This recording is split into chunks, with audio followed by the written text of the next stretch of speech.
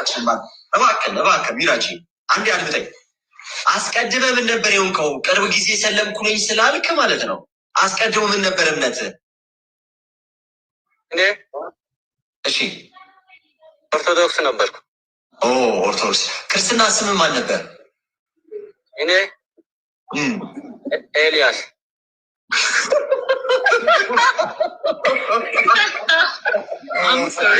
ምን ያስቃል እንዴ? ኤልያስ እንወዳለን በጣም እኛ በጣም እንደምንወድ ታውቃለህ።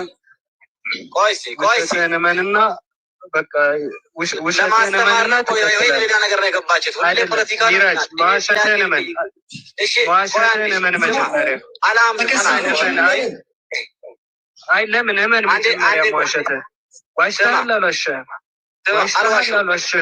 አልዋሽህም ኤልያስ የሚባል የክርስትና ስም መጀመሪያ ቆይ ያነሳችሁት መምህር ስላሉ እዚህ ኤልያስ የሚባል ሚውት አድርጉ ስለሆነ አንድ ሚውት አድርጉ።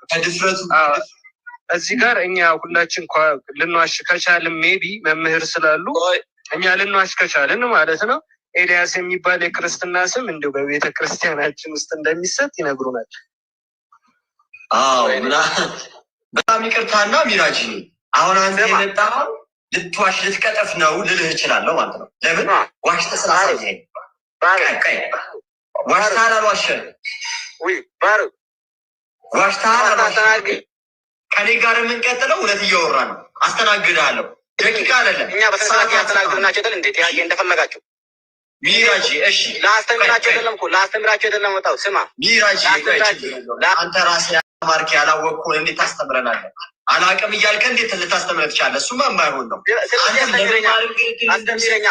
ሚራጂ ቆይ አንተ እንድትማር እድል እንድንሰጥህ ማለት ነው አስቀድሞ ማድመጥ አለብን። አሁን መጣህና አንተ ዋሽተሃል አልዋሸህም? አሁን ማይከል ሆናል። ሚራጅ ዋሽተሃል አልዋሸህም?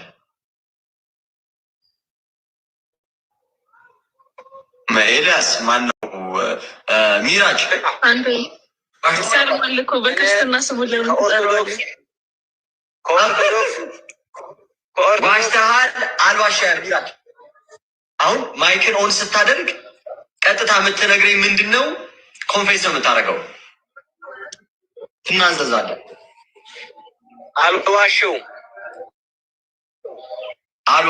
እሺ ላለማምለክ ኤልያስ የሚባል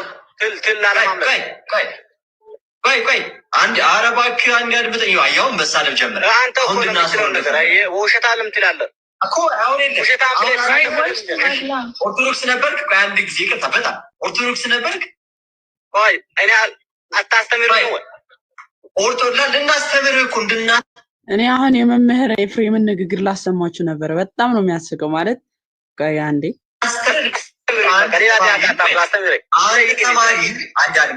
አንድ ተማሪ ወደ ትምህርት ቤት ሄድና መምህሩ ጋር ሲቀርብ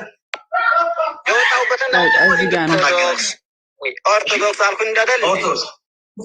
የክርስትና ስም ማን ነበር? አናገርኩህ። ኤልያስ አልኩህ እንዴ?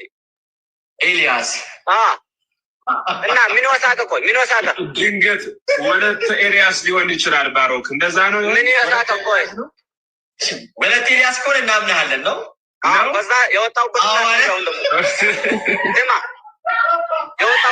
ደግሞ ልንገርህ ከኦርቶዶክስ ወለተ ኤልያስ ሊሆን ይችላል ብለው ይላሉ መምህር ኤፍሬም። አዎ ወለተ ኤልያስ ነው ስሜ።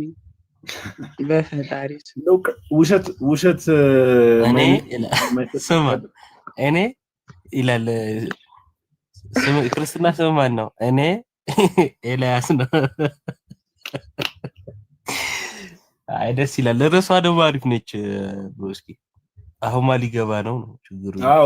እሺ በቃ እኔ አላህ ላይ ሙስሊሞች እንኳን ደፍሮ አያወሩም። ብዙ ጊዜ ስመለከት የሚገቡትም የሆነ ማኒፌስት የሚያደርጉት ነገር አለ። ተነጫንጨው ምናምን ጮሆ ነው የሚወጡትና እስቲ መሐመድ እውነተኛ ነብይ ነው የምትሉ ሙስሊሞችሽ ካልሆነ እኛ አንዳንድ ሐዲሶች እያነበብን እንቆያለን ከማማይ ጋር ማማይ ስላለች። ግን መሐመድ እውነተኛ ነብይ ነው የምትሉ ሰዎች ግቡ። አንድ ቁጥር መጻፍ ትችላላችሁ፣ ገስት መላክ ትችላላችሁ። ካልሆነ እኛ የተወሰነ ሐዲስ እንቀራለን። ኦኬ ለቁርአን ነው መቅራት የሚባለው። ሐዲስ ምንድን ነው የሚባለው? ማማይ ለሐዲስም መቅራት ይባላል? ምን አልከኝ ጋዲ? አልሰማሁም። ለሐዲስ መቅራት ይባላል? ለቁርአን ነው መቅራት? ያው ነው ሲጀመር መቅራት ማለት ማንበብ እኮ ነው። ያው ኢቅራ ማለት እኮ ማንበብ ነው ጋዲ፣ ለውጥ የለውም። እኔ አረብኛ ገና እየተማርኩ ነው ጋይስ። መሐመድንም እኮ ጅብሪል ሲጨምቀው ኢቅራ ኢቅራ ሲለው አንብብ አንብብ እያለው እኮ።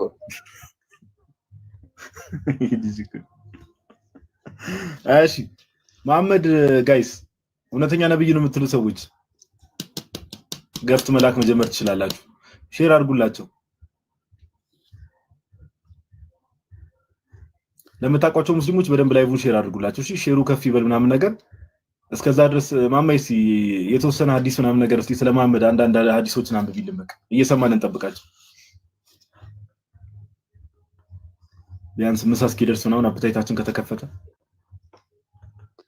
ቦክሰኛ ልትሆን ፈልገ ነው ወንድማችን? ስለ ቦክስ ለእንትን ልበልላችሁ። ስለ ቴመሮ አንብበሃል። መሐመድ እውነተኛ ነብይ ነው የሚለውን በነገራችን ላይ የትኛቹ ገብተው አይወያዩም። በቃ ይሄ ስብከት ብቻ ነው የሚያደርጉትና እኛ መሐመድ እውነተኛ ነብይ አይደለም ብለን የምናነሳባቸው እንትኖች መሐመድ ጽዳት ስለሌለው መሐመድ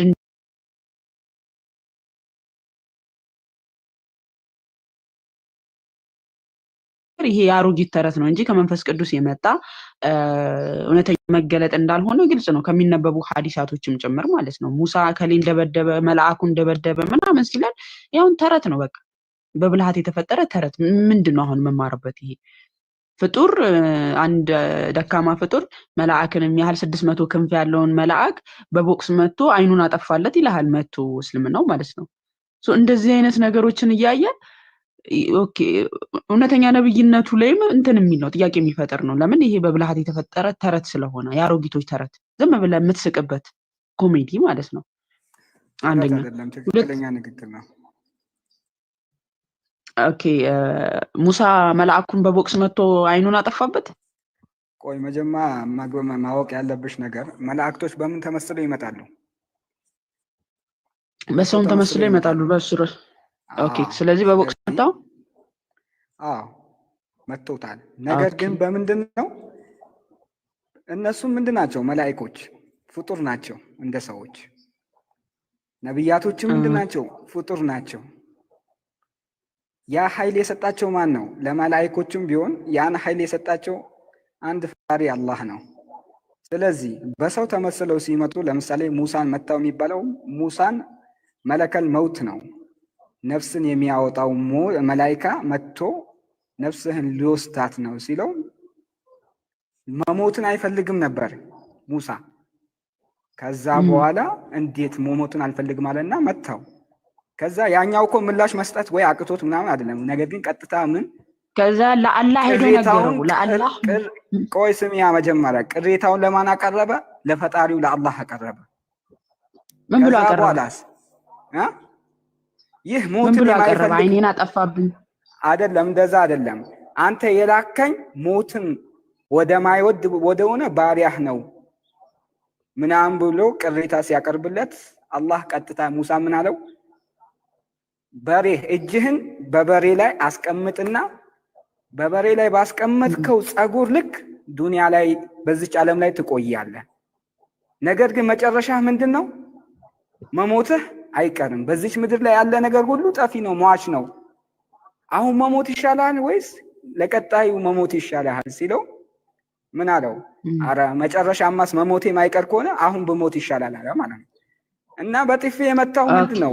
መላእክቶች በሰው ተመስለው ይመጡ ነበር። ወደ ኢብራሂም በሰው ተመስለው መጥተዋል። ወደ ሉጥ ህዝቦች በሰው ተመስለው ይመጣሉ እንደኛው ማለት ነው። ስለዚህ ይሄ የሚካበል ነገር አይደለም። የእናንተን ፈጣሪ ያለ አይደል? ኢሳ አምላክ ነው የምትሉት የተደረደበ የተሰቀለ ይሄ እኮ የማይሄደው ከአምላክ ጋር ነው። ለምሳሌ እሺ አሁን አንዴ ሚውት አድርግ። ቆይ ስም ወልድ ምንድነው? ስሚኝ መጀመሪያ የጀመርሽው ጨርሳል። እስልምናን ጨረስክ አይደል? ሚውት አድርግ። አልጨረስኩም። ቆይ ኢማሙል ለሚሉ ዩዘርኔም ተረጋጋ። እኔ ሙስሊሞች ለምንድን ነው ገና የምትንጫጩት? ማኒፌስት ታረጋላችሁ ስገቡ። ተረጋጉ።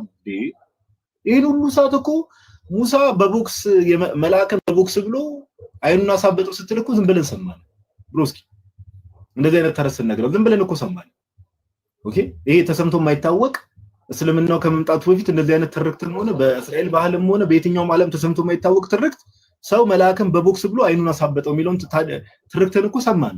ይሄን ሁሉ ሰምተን ስንጨርስ ደግሞ ሌላ ነገር ልታወራት ሞክረ። ተረጋጋ ረጋ በልና አሁን ማማይ ደግሞ ትጠይቃለች። በዛ መሰረት ቀጥል። ተረጋጋ። ዘላችሁ ክርስትና ጥያቄ ካለ በገባንበት ያንን ቶፒክ ይዘን ስንገባ በዛ መሰረት አወራለን። ማማይ ቀጥይ። አዎ እንግዲህ ወንድማችን ምንድነው እያለ ያለው? አዎ ወደ ሙሳ የመጣውን መልአክ ሙሳ በቦክስ መጥቶ አይኑን አጠፋበት። ለምን አለ? በሰው አምሳል ስለተገለጠ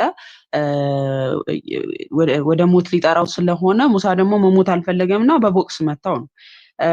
ቅድም እንዳልኳችሁ ከአሮጊቶች ተረት ራቁ የሚለን መጽሐፍ ቅዱስ ምክንያቱም እንደዚህ አይነት ትምህርትን እኛ በሐዋርያትም በነቢያትም ስላላይ ነው። በቅዱሳን ነቢያት በአበው ነቢያት ላይ ስንመለከት መላእክት በሰው አምሳል ይገለጣሉ። ነገር ግን መላእክት ፍጡራን የሆኑ ነቢያቶች ደንግጠው የሚሰጧቸውን ራእይ የሚቀበሉት ትንቢተ ዳንኤል ምዕራፍ 9 መመልከት ትችላላችሁ። ትንቢተ ዳንኤል ምዕራፍ 10 መመልከት ትችላላችሁ። እጁን ዳሰስኩት ዳሰሰኝ ያለኝንም ተቀበልኩት አጽናናኝ እያለ የሚናገር እንጂ እኔ መታሁት በቦክስ ደበደብኩት የሚለን ነብይ አልተመለከትንም። መላእክት በራሱ በሰው አምሳል ሲገለጡ በራሱ ምድርን የሚያበሩ ናቸው። በነገራችን ላይ በሚገለጡበት እንትን ኃይላቸው እግዚአብሔር የሰጣቸው ጸጋ ምድርን ሁሉ የሚያበራ ነው። አይደለም በአንድ ፍጡር በቦክስ ሊመቱ ይቅርና ማለት ነው። ሶ እንግዲህ ይሄ መልአክ ነው ሙሳ በቦክስ አይኑን ያጠፋለት መልአክ ነው። መሐመድን መጥቶ ደግሞ ነፍስ ውጪ ነፍስ ግቢ እያደረገ የጨመቀው ማለት ነው። መሐመድ ላይ ሲሆን ኃይል አመጣ፣ ሙሳ ላይ ሲሆን ግን በቦክስ ተመታ፣ አይኑ ጠፋ። አይገርምም? ሶ ቅድም ያልኩት አልዋሸህም፣ አምነህዋል፣ ሐዲሱን ይላል ብለሃል። እንግዲህ ሙሳ መልአክን ብቻ አይደለም ድንጋይንም መጥቶ ጠባሳ የሚያወጣ ነው። ወይዘው እንደ እስልምና አስተምሮ ድንጋይን በቦክስ መጥቶ ድንጋዩ ጠባሳ ወጣ የሚለን ትምህርት ውስጥ ነው ያለ ነው። እኛ ጋይስ በእስልምናው ሙሳ ድንጋይን በቦክስ እየመታ ጠባሳ ያወጣል ለድንጋዩ ማለት ነውና ይሄንን ነው በብልሃት የተፈጠረ ተረት የአሮጊቶች ተረት የሚለው መጽሐፍ ቅዱስ ምንም ሐዋርያትና በነቢያት የማይታወቅ እንግዳ የሆነ አስቂኝ የሆነ ኮሜዲ የሚመስል ነገሮችን እናነባለንና አሁን ይሄንን እንዝለለውና ስላመነው እውነተኛ ነብይ ነውን በሚለው እንቀጥል አይሻልም? ጋዲ እሺ ኢማሙል አለ ጨርሳል። አንድ ያወራክ እኔ ያወራው ጨርሰናል። አሁን ወደ ርዕስ ተመለስ። ወደ ርዕስ ተመለስ። ኪስ ያዘው በቃ ጨረሽ እኮ ለምሳሌ አስረዳሽ ጨርሰናል። አስረዳክ አምናሃል። ሶ ጨርሰናል። አሁን ወደ ርዕስ ተመለስ። አልጨረስኩም። እኔ አልጨረስኩም። መሐመድ እውነት ባሪያ አንተ ሰውዬ ቅድም አወራህ፣ ከዛ ማማይ ደግሞ ለዛ መልስ ሰጠች። ሲጀምር አልጨረስኩም እያልክ ቤት ያለ ነው የመሰለ ራስህ ቤት እኮ አይደለም ብሮስኪ። ቤቱ አካይዳለች የለብህማ ለመወያየት አይደል የገባ ነው። እሱን እኮ ነው ርዕሱ። የቤቱን ርዕስ አይተኸው አወራህ ቅድም። ማማይ ለዛ መልስ ሰጠች። መጀመሪያ ለምን ታወራለሽ? ያልሆነ አግባብ አንስታችሁ ከዛ በኋላ ማስቆየት መጨረስ አለባችሁ። አወራህ አሁን እንዲህ ነው የሚለው ፈጣሪ መመታቱ ነው ወይስ ፍጡር መመታቱ ነው የሚያስገርመው? ፈጣሪያችሁ እኮ የእናንተ ፈጣሪ ብላችሁ የምትይዙት የተመታ የተደበደበ የተሰቃየ ነው። ወደ ካዕባ ሙስሊሞች እንደዚህ ናቸው። ዝም ብላ ብላ ብላ ዝም ብሎ በቃ እስኪ ግቡና እስኪ ርዕስ ላይ አውሩ። ጌታ ኢየሱስ እንዴ ይሄንን ነገር እንዴት ነው? አረ ሙሴ ራሱ በገነት ከጌታ ጋር ሆኖ አረ ተውኝ ነው የሚላችሁ ቢሰማችሁ። መላእክት አይኑን አሳበጥልኝ እንዴ በእናትህ። አረ ተው ሼም ነው መቤቴን ሼም ነው። ምንድነው ገስት እንትኑ እየወጣልኝ አይደለም። አንተሽ መቀበያው ይታያል።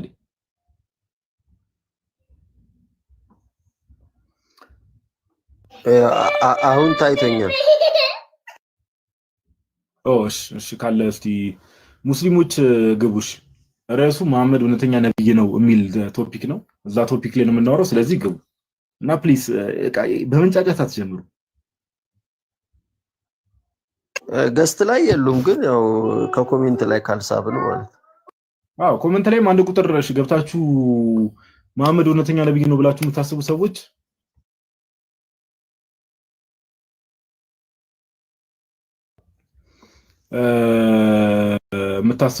ገብታችሁ መወያየት ትችላላችሁ። ኦኬ ትችላላችሁ። እስከዛ ድረስ ኤፌሶን እንዴት ነሽ? ሁሉ ሰላም?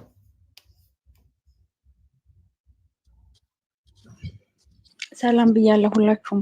የቅድሙን ሐዲስ ግን ጋዲ ሌላ ስልክ ካለ ብታነብ ብለን ሐዲሱን እንሰጥሃለን። ይሄም በጣም የሚያስቀሙሉ ሲነበብ የሙሳና የመላኩ ማለት ነው።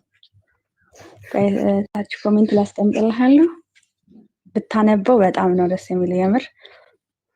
እስቲ ያኛው ስልኬ ለመክፈት እየሞከርኩ ነው። እስቲ ከተቻለ እንትን ነው አላስቀምጥልኝ። ቤት በጣም ግን ልብ የሚነካ ታሪክ ነው። ሁድስ ዝቅ ስትል ያው መነካካቱ አይቀርም። እንዲህ ነው የሚለው ሰሒህ ቡኻሪ ሰሒህ ሙስሊም 372 ላይ ዘጋቢው ማነው? የአላህ መልእክተኛ አቡ ሁረይራ ነው ዘገበው። የአላህ መልእክተኛ እንዲህ ሲሉ ሰማዋቸው። የሞት መልአክ ወደ ሙሳ በኋላ ምን አልሽኝ?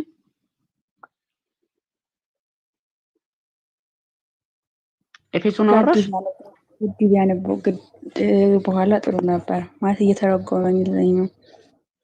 ኦኬ ያው ሐዲሱን ውስጥ ሰሒህ ምንድነው? በእኔ ድምጽ አንቺ ሪከርድ አድርገሽ ልለቂብኝ ነው። በእኔ ድምጽ ጋዲ ካላነበው የምትይው አንቺ አዝቅ እንደውም ራስህን አተልቅ አይገርምም? ያምር ዘና እንላለን። ትንሽ የገቡ ተስተናግዷቸውና ከዛ ዘና እሺ፣ ችግር የለውም። እሺ፣ ከእንደዛ አያሳስብም። እሺ፣ እንዲህ ላድርግ መሰለኝ። እሺ፣ ስለዚህ እንደምን ዋላችሁ? ሰላም ይመስገን አምላክ፣ ሁሉ ሰላም። አንድ ነገር ልጠይቅ የፈለኩት ለምንድን ነው መሐመድ የመጣው? ማለቴ አሁን በእኛ በኢትዮጵያኖች ሳይሆን እዛ ዩሮፕ በዛ በሚድል ኢስት እና በዩሮፕ በኩል ችግር ነበረ ወይ በክርስቲያኒቲ? እሱ ነገር ታውቃላችሁ? ስለሱ ነገር አንተ ምንድን ክርስቲያን ነው? ሜቢ እኔ አማኝ ነኝ፣ በኢየሱስ ክርስቶስ አምናለሁ፣ በፈጣሪ አምናለሁ። ያው ግን እዛ ሂስትሪ ታውቃላችሁ ወይ? ዩሮፕ ውስጥ ትልቅ የክርስቲያኒቲ ችግር ነበር። ኢቭን እንኳን በሮማን ኤምፓየር እና በንጉስ ኢዛና ላይ የተጻፈ ደብዳቤ ውላል እና ይሄ ሰውዬ መሐመድ ለምንድን ነው የመጣው መጀመሪያው ብላችሁ አስባችሁ ታውቃላችሁ ወይ? ታውቃላችሁ ኢንፎርሜሽን ማለት ነው። አይሰማም ድምጽ ማለት ተቋርጦ ነበር። አሁን አይሰማም? አሁን መጣል። እሺ፣ እዛ ዩሮፕ ውስጥ በሮማን ኤምፓየር በዛ በኢየሱስ ክርስቶስ ጊዜ ኃይለኛ ችግር ነበረ። እኛም ማናውቀው እኛ ማለት የኢየሱስ ክርስቶስ ስቶሪ ወስደው ስለ በዛ ጊዜ ሂስትሪ ካወቅ በኮንስታንቲን በ4 ሴንቸሪ አካባቢ ኢየሱስ ክርስቶስን ከገደሉት በኋላ መሐመድ በኮንስታንቲን ጊዜ ነው እንደመጣው የመጣው በኋላ ነው። ግን እዛ አካባቢ ውስጥ እኛ ጋር አይደለም፣ እኛ ጋር ኢትዮጵያ ውስጥ ሳይሆን እዛ ዩሮፕ ውስጥ ግን ችግር ነበረ በክርስቲያኒቲ። እሱን ታውቃለህ? ምን አይነት ችግር ነበረ? ለምሳሌ ትምህርታዊ ችግር ወይስ የምን ችግር? በቃ የኢየሱስን ክርስቶስ ወስደው ስቶሪ ለዋውጠው ሰውን ኮንትሮል ለማድረግ አንዳንድ ስቶሪውን ኮንትራዲክሽን በጣም ያለው አንዳንድ ባይብል ውስጥ እነሱ ፐርፐስሊ ያስገቡት ነገር ነው። እኛ ጋር ግን ማስረጃ አሁን መጀመሪያ ላይ እንደዚህ አድርጓል የሚል ማስረጃ ጠይቃለሁ። ሁለተኛ ደግሞ ለምሳሌ እሺ፣ ለምን ይመስላል ብዙ ሪሊጅን ያለው በክርስቲያኒቲ ውስጥ ማአት የተለያየ ለምን ይመስላል? ምን ለምን ይመስላል? ሰዎች ተሸወደውና ክርስትናው አንድ ነው። ይሸወደው ማን ይሸወደው? ክርስትናው አንድ ነው። ሰይጣን ነው። ሰይጣን ደግሞ በሰው ነው አይደለም የሚሰራው። ያው ሰይጣን ማለት ማንን ነው ያሰራው ያንን ስራ የመሸወድ? አሁን እኔ እያልኩ ያለሁት ወንድማችን እንደው ዝም ብለን ከርዕስ እንዳንወጣ በንጉስ ቆስጠንጢኖስ ጊዜ በኪንግ ኮንስታንታይን ጊዜ በሱ ጊዜ እንደዛ ተደርጓል የሚል ማስረጃ አለ ወይ ነው ጥያቄ። ወንድም ይሄ ነገር በደንብ የታወቀ ነገር ነው። በደንብ ዳኪመንት ያደረገ ነገር ነው። እሺ፣ የታወቀ ምን? እስቲ ለምሳሌ የታወቀ ስትለኝ የሆነ ፔፐር የተሰራውን ጀምር። ይገባኝ። ከመጀመሪያውን ጀምር። ለምን ገደሉት ኢየሱስ ክርስቶስን? ውሸታም ነው፣ ማጂክ ሰራ፣ ዊችክራፍት ሰራ፣ እግዚአብሔር ነኝ አልክ ብለው አይደል የገደሉት? ወንድማችን ምንድነው ከኬስ ወዴት ነው የምትሄደው? አሁን የቀደሙን አንዴን ጨርስና 4ኛ ክፍለ ዘመን ላይ ኪንግ ኮንስታንታይን ወይ ደግሞ በንጉስ ቆስጠንጢኖስ ጊዜ እንደዚህ አይነት ነገር ተደርጓል አልክ። ማስረጃ ብዬ ጠየቁ። ማስረጃ አለ? አሁን ካንተ ማስረጃ ስትጠይቀኝ አልተደረገም ምን እኮ የምትለኝ ነው? እንደዛ ነው የምትለኝ? አልተደረገም 4ኛ ክፍለ ዘመን ላይ ተደርጓል እንደዚህ ተቀይሯል የምትል ከሆነ ማስረጃ ስጠኝ ነው። ኤቪደንስ እኮ እስካሁን እስከ ካቶሊክ ቸርች ድረስ በሮማን ይሄ የምናየው ስንት ችግሮች እኮ እናውቀዋለን። አንተ እኔ ልትፈትነኝ ነው ወይስ አልተደረገም ነው የምትለኝ? እናውቀዋለን የምትለው አንተ ነው ወንድማችን። ማስረጃ ማቅረብ ማችል ከሆነ ወደ ካዕባ ልልክህ ነው። ማስረጃ አለ? ምንም ችግር የለም። እኔ የምጠይቅህ አንተ ማስረጃ የምትጠይቀኝ ስለማታውቅ ነው ወይስ ስለማታምን ነው? እሱን እኮ ነው ቀላል ጥያቄ እኮ። ከዛ እኔ አስረዳሃለሁ። ምንም ችግር የለም። እኔ ልትፈትነኝ ነው ወይስ አንተ አታውቅም ይሄን ነገር? የጌታ ጸጋና ሰላም ካንተ ጋር ይሁን። ወደ ካዕባ ብቻ አይደለም ሐዋ ከሰማይ ስትወርድ ያረፈችው እንትን ነው ባንጋሊ ነው። ባንጋሊን ያረፈች ይላል እስልምና። ወደ ባንጋሊን ይላክን ወንድማችን። ሐዋ ከሰማይ ስትወርድ ባንጋሊ ያረፈች ይለናል እስልምና። እና ቁምጣ ይዘው ይሄድ እዛው ወንዙ ዳር ሐይቁ ዳር አካባቢ ዝናና ነው የምትይው? አዎ እንተባበሩ። ምንድን ነው የሚለን ወንድማችን?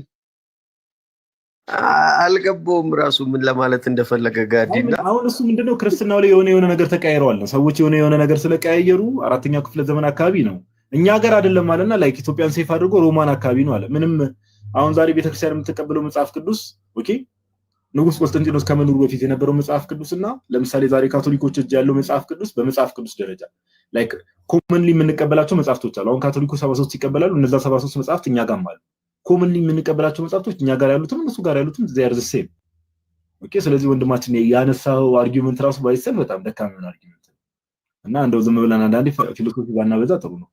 ኬትና መጽሐፉ ተበረዘ ሊል ነው እኮ ሌላ እኮ ነገር የለውም እኮ መጨረሻ እሱ አያስኬድማ። ትላልቅ ኮዴክሶች ኮዴክስ ሳይናቲከስ፣ ኮዴክስ ቫቲካነስ እነዚህ ኦልደስ የሚባሉት ኮዴክሶች ዛሬ ድረስ ቤተክርስቲያን ካላት መጽሐፍት ጋር እኛ ብቻ ሳንሆን ኢቭን ያው እውነትን እውነት ብለን ነው የምንናገረው። ካቶሊኮችም ዛሬ ከያዙት መጽሐፍ ጋር እንግዲህ ጥንታውያን የሚባሉት ወደ ክታባት they are compatible እና የዝም ብሎ ሰው እንዲያለ አሁን በእርግጥ ሙስሊሞችም እንደሚቀጥፉት ማለት ነው ኒቂያ ጉባኤ ላይ ነው ስላሴ የተፈጠረው አይነት ቅጥፈት ወይ ደግሞ ክርስቶስ አምላክ የተደረገው አይነት ቅጥፈቶች ያው በእስልምናውም ዘንድ የተለመደ ነው እንደምታውቁትና ወንድማችንም ወደዛ ሊሄድ ፈልጎ መሰለኝ። ኦኬ ለማንኛውም አንድ ሰው አለ ማን ነው የሚለው አሰልጣኝ አብዱል ፈታህ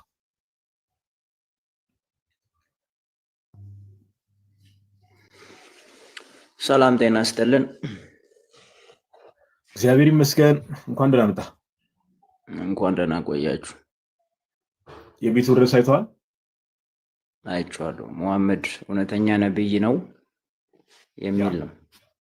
ሙስሊም ነው? ኦኬ እውነተኛ ነብይ ነው ብለህ ታምናለህ? አዎ አምናለሁ።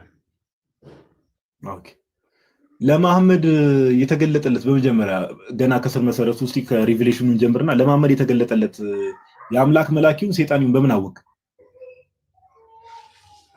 ምኑን የተገለጠለት?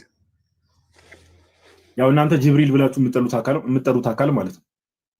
ኦኬ መገለጡን ይዞለት የመጣው እሱ ነው አይደለ? ጅብሪል አለይሂ ሰላም። ያ ተገለጠለት የተባለው አካል መላኪውን ሰይጣን በምን አወቅ? መላኪውን ሰይጣኒውን በምን አወቅ? እኔ ያው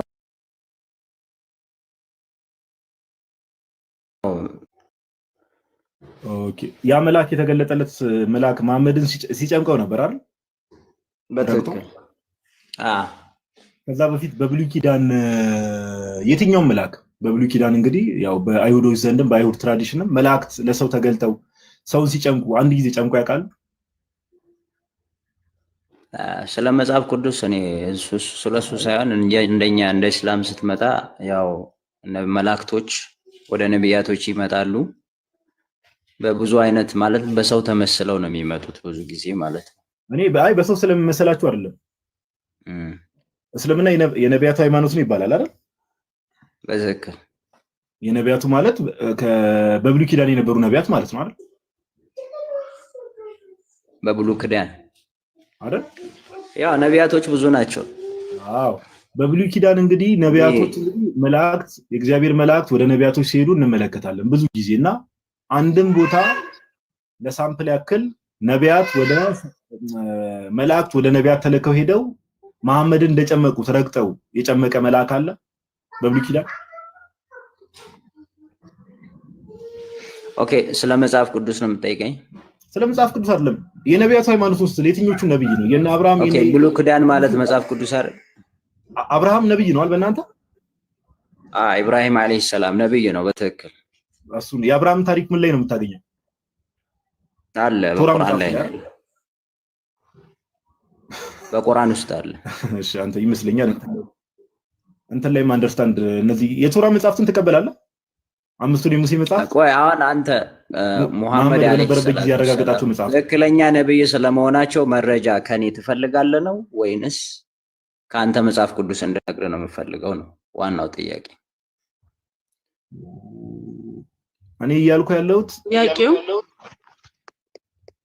ጥያቄው እየጠየቀውም ደግሞ አንተ ነው የሚጠይቀው እና አሁን አንተ ርዕስ ያስቀምጥከው እንደማመጥ ማነሽ ማማዬ አንዴ ቅድም የጠየቀህ ላይ ተመለስና ምንድነው ያለክ?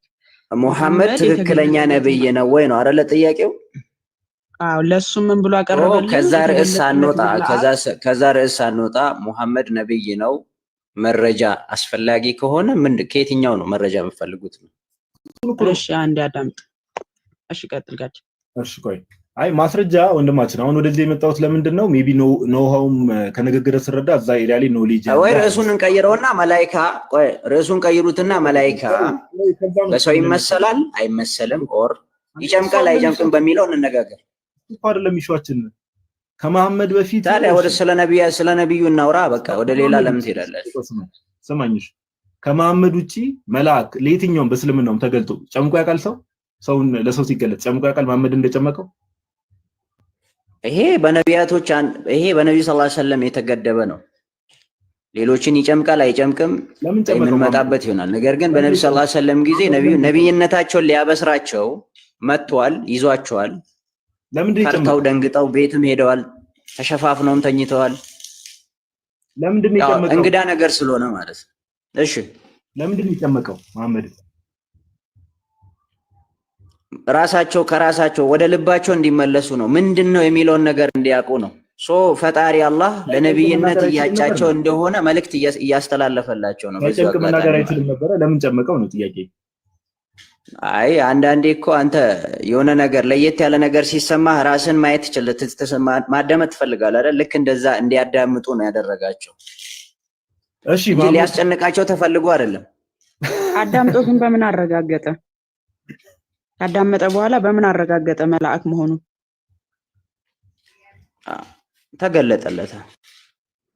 በምን አረጋገጠ? ያ እንደዛ እንደውም እኮ ጅብሪል አለይሂ ሰላም በእኛ በሐዲስ እንደመጣው ጅብሪል ወደ ሰው ተመስሎ መጥቷል።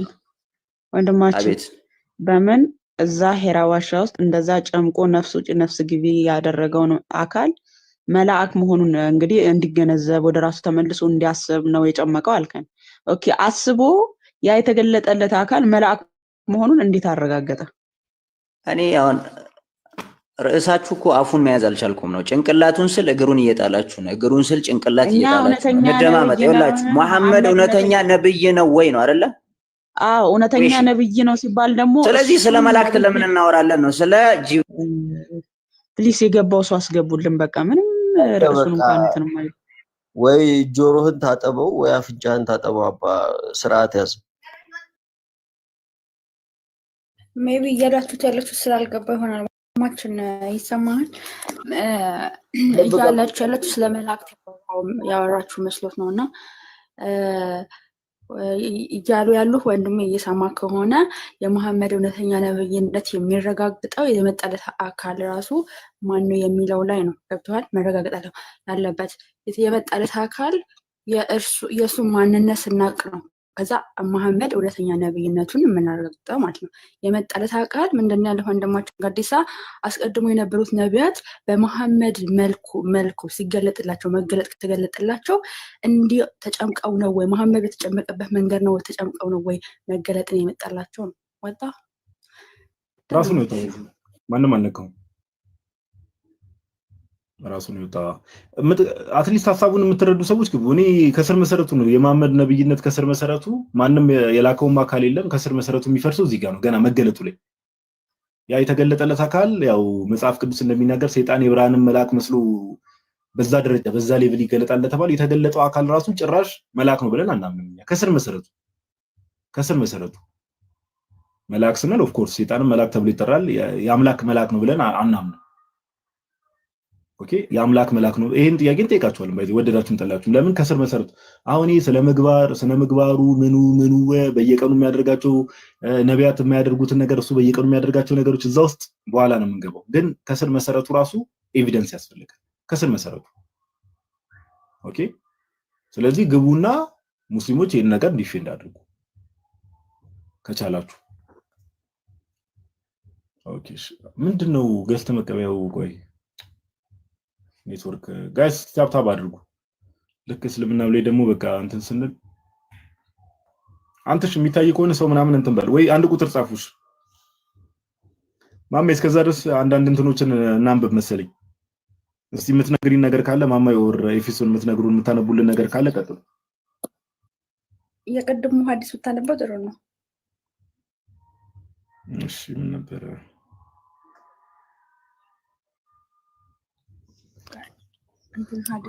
ቡኻሪ ነው ያልሽ?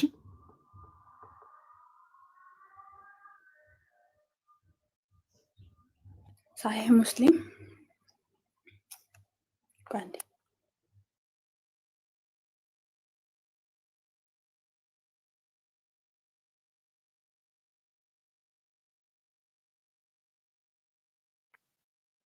ሁለት ሺህ 372 ቢ ሳሂህ ሙስሊም 2372 ያው ከተጽፍ ይላል።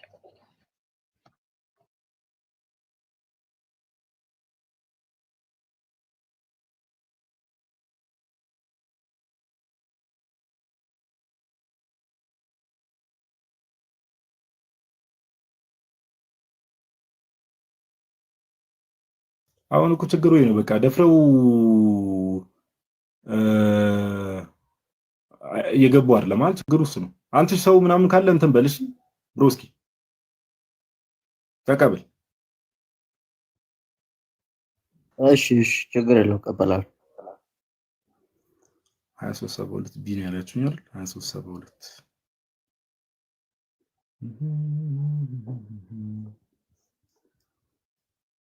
ያ እስከዛ ድረስ ዝም ከምንል እናወራና ያ ቀጥሉ።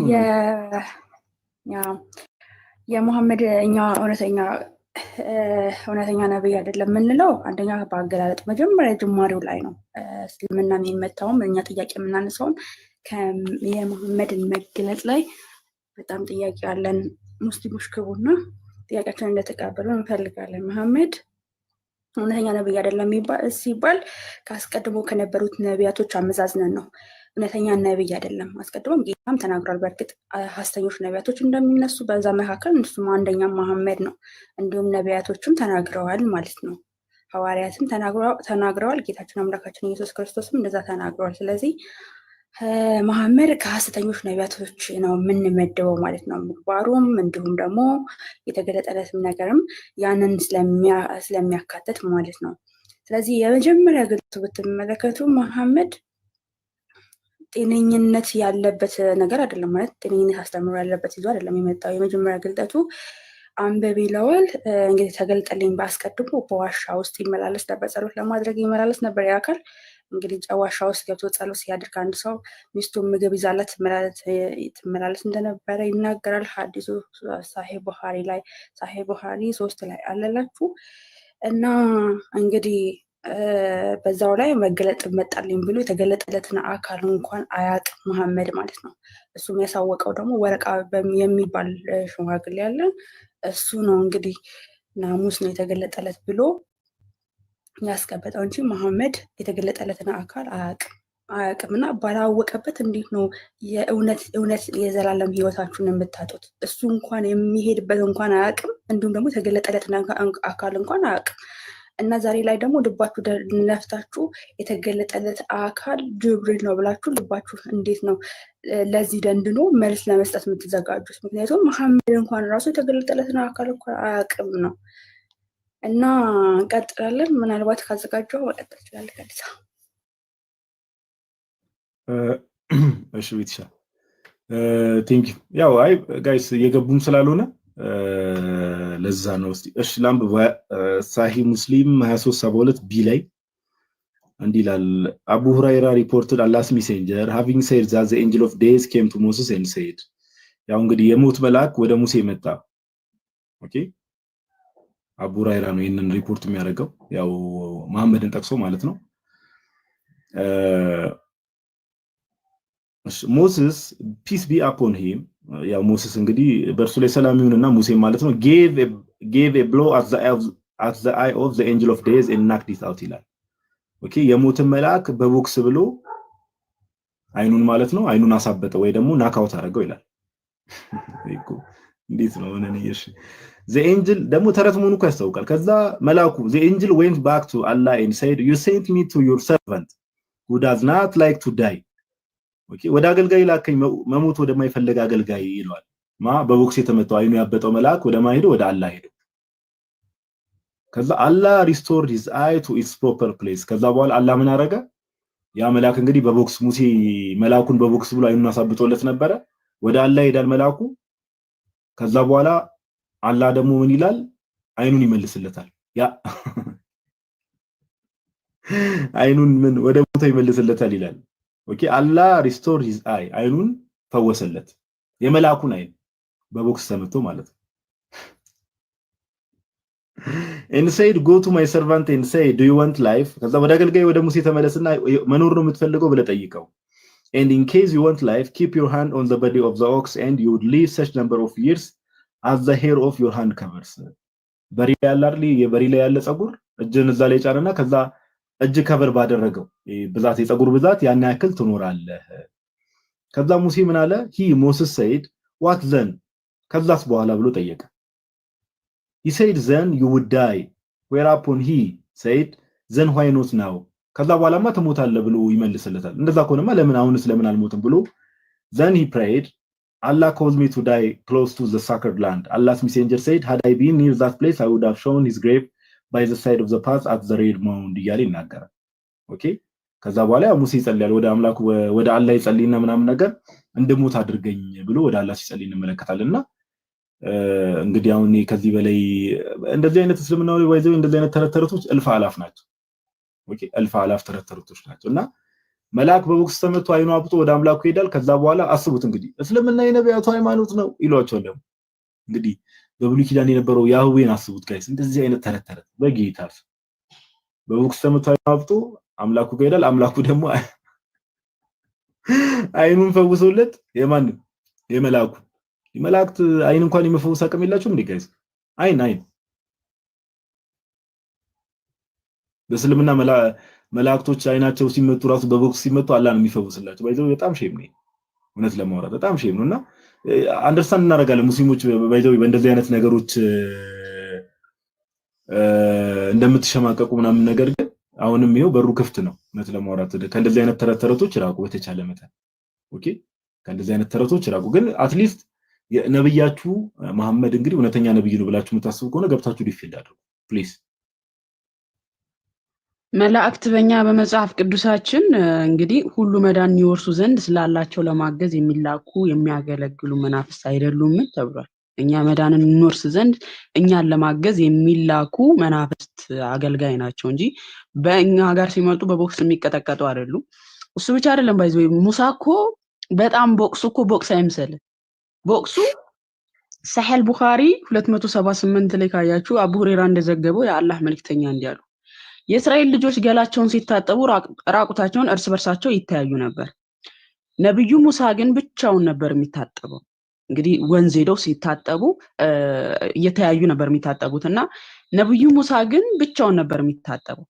እርስ በርሳቸውም ወላሂ ሙሳ እኛ ጋር የማይታጠበው ሶሪ እንግዲህ ልናገሯ ብልቱ ላይ እንከን ስላለበት ነው ተባባሉ። ማለት ለምንድን ነው ሙሳ ከኛ ተለይቶ የሚታጠበው? እኛ እርስ በርሳችን እየተያየን እየታጠብን፣ ስለዚህ እሱ ላይ እንከን ስላለበት ነው አሉ ማለት ነው እነሱ ሰዎቹ። ስለዚህ አንድ ቀን ሙሳ ገላውን ሊታጠብ ልብሱን አወላልቆ በድንጋይ ላይ አስቀመጠ። ከዚያም ድንጋዩ ልብሱን ይዞ መሮጥ ጀመረ። የሙሳን ልብስ ይዞ ድንጋዩ መሮጥ ጀመረ ማለት ነው። ለመጀመሪያ ቀን አውልቆ ቢታጠብ ገላውን ሊታጠበው ልብሱን አውልቆ በድንጋዩ ላይ አስቀመጠ። ከዚያም ድንጋዩ ልብሱን ይዞ መሮጥ ጀመረ። ሙሳም አንተ ድንጋይ ልብሴን አምጣ፣ አንተ ድንጋይ ልብሴን እያለ በሩጫ ተከተለው። ከዚህም ጊዜ በኋላ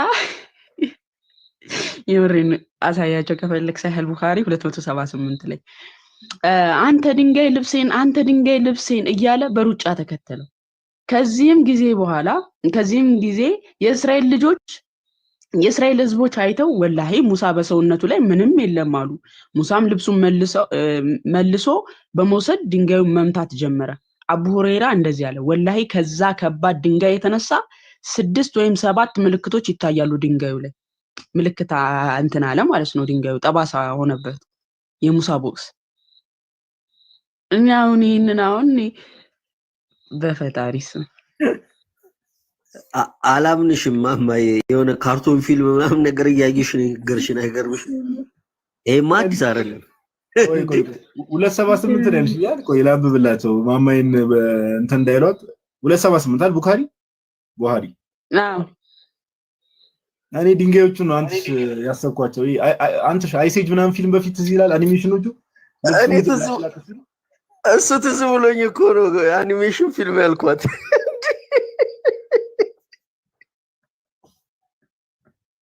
አረ ፒክሳር እንኳን ሰራም እኮ በእናትህ ፒክሳር አኒሜሽን የሚሰራው ካምፓኒ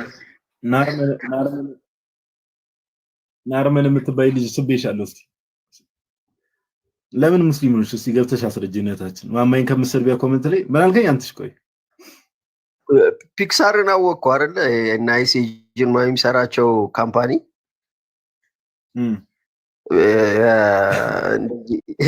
ካምፓኒ እንትን ነው አሻንጉሊት ፊልሞች የሚሰራ ካምፓኒ ነው። የሱ ካምፓኒ ቪዲዮ ስራ ነው እንጂ ሀዲሳት አልመሰሉኝ። ፈጽሞ አራበዙ እንጣጥ ስትል ታየችኝ እኮ ድንጋያ ደግሞ ለባቡን ይዘው አይቆይ እዚሁ ጋር ይኸው ማማ ያለችው ቡኻሪ 278 ላይ ማለት ነው። አሁን ማማ ያለችው ነገር ላንብብላችሁ በእንግሊዝኛ። መጀመሪያ ግን ተረት አንተስ ተቀበለኝ። የላም በረት ነው መሰረት ነው እንዴ? እሺ የላም በረት የድንጋይ በረት ነው በቃ። እሺ ናሬትድ አቡ ሁረይራ ይላል the prophet said the people of Bani Israel used to take baths naked all together looking at each other. okay የእስራኤል ህዝቦች እንግዲህ ራቁታቸውን ነው ሻወር ይወስዱ የነበረው። አሁን ማማ ያለችው ማለት ልድገምላችሁ። the prophet Moses used to take a bath alone. ሙሳ ብቻውን ነበር ሻወር የሚወስደው። they said by Allah nothing prevents Moses from taking a bath with us except that he እሺ ማማ ይቀደም ያለችው ነገር ድገሙት ብቻ በቃ። ከኛ ጋር መውሰድ የማይፈልገው ስላለበት ነው። So once Moses went out to take a bath and put his clothes over a stone and then that stone ran away with his clothes. ድንጋዩ ልብሱን ይዞ ሮጠ። ኧረ በእግዚአብሔር ስም እኔ ከሆነ እንደው ደግሞ ህዝበ እስራኤል ይላሉ። ኧረ እስራኤሎችን ተዋቸው፣ እመቤቴ እስራኤልን ተዋቸው። ህዝበ እስራኤል ይያሉ። ኧረ ሙሴንም ተውት በእመቤቴ። እና ድንጋዩ የሙሴን ልብስ ይዞ ላጥላጥ ማለት ጀመረ። ከዛ ላጥላጥ ማለት ጀመረ። Moses followed that stone saying ማማ ይቀደም እንዳለችው ልብሴን አንተ ድንጋይ ልብሴን አምጣ። ከዛ ሰዎቹ እስኪያዩ ድረስ ከዛ ሰዎቹ አዩትና ምን አሉ? and said by Allah Moses has got no defect in his body. Moses took his clothes and began to beat the stone. ከዛ ሙሴ ከድንጋዩ ማለት ነው ጋይስ ልብሱን ተቀበለና ድንጋዩን ጠበሳ ጀመረ በቦክስ። ይሄው እግዚአብሔርን ነው የምላችሁ። ቡኻሪ እንግዲህ በጣም ሃይ ሌቭል የሆነ እንትን ነው፣ ሐዲስ ነው እንደምታውቁት። ኦኬ ቶፕ ላይ የሚባል በጣም በቃ አውቴንቲክ ከሚባሉ ሐዲሳት ውስጥ ቡኻሪ ነው። ከዛ ሙሴ ድንጋዩን ይዘውና ሰዎቹ አዩትና ኦኬ ሙሴ ምንም ችግር የለበትም አሉ። ከዛ ሙሴ ድንጋዩን አገኘውና ድንጋዩን ጠበሳ። አንተ ድንጋይ አቁም ቁም አለውና ደረሰበትና ልብሱን ተቀብሎ ጠበሰ። ምኑን? ድንጋዩ በቦክስ። ከዛ አቡ ሁራይራ added by Allah there are still 6 or 7 marks present on the stove from that excessive beating.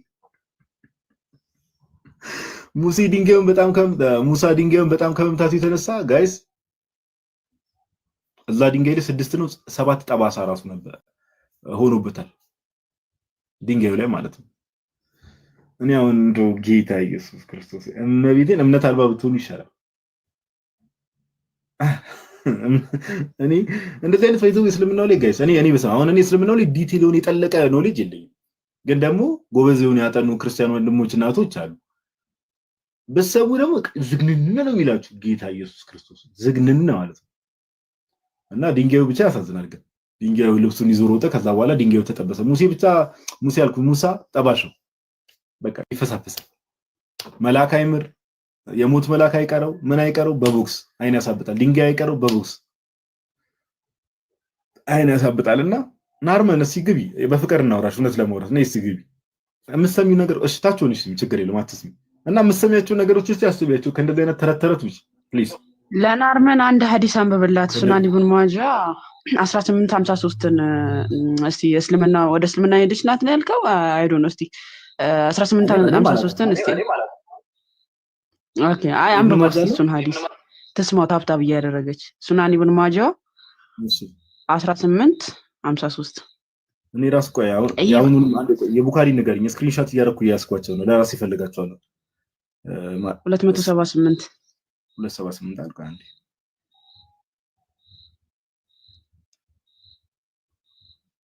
278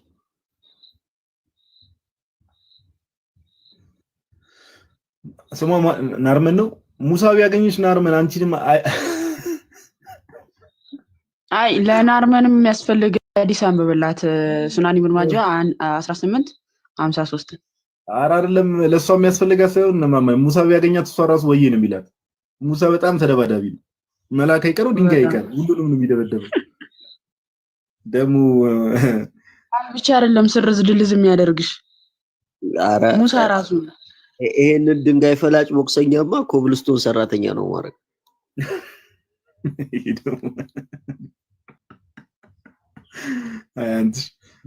አንተ ጨለልን። እሺ 1853 እሺ ሱናን ኢብኑ ማጃ 1853 እሺ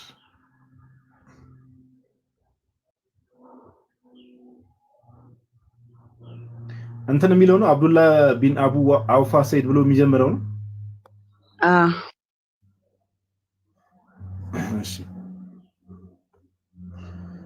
ወይን ሙአድ ይሄ እንግዲህ አሁን ማማ ያለችው ሱናን ኢብኑ ማጃ 1853 ላይ ነው። እሺ አብዱላህ ቢን አቡ አውፋ ሰይድ አብዱላህ ኢብኑ አውፋ እንዲህ ብሎ ተናገረ ነው። ወይን ሙአድ ቢን ጀባል came from Sham he prostrated to the prophet ያ ፕሮስትሬት የሚለው ቃል በተለያየ መልኩ ይፈታል። ሜቢ አማርኛው ሰገደ ነው ወይ ደግሞ ዝቅ ያለ ነገር ነው ማማኝ ያ እንደዛም ተብሎ ይፈታል። ያው ሰገደም በሚል ምክንያቱም ለነሱ እንትን እሺ ብቻ በነብዩ ፊት በመሐመድ ፊት ማለት ነው።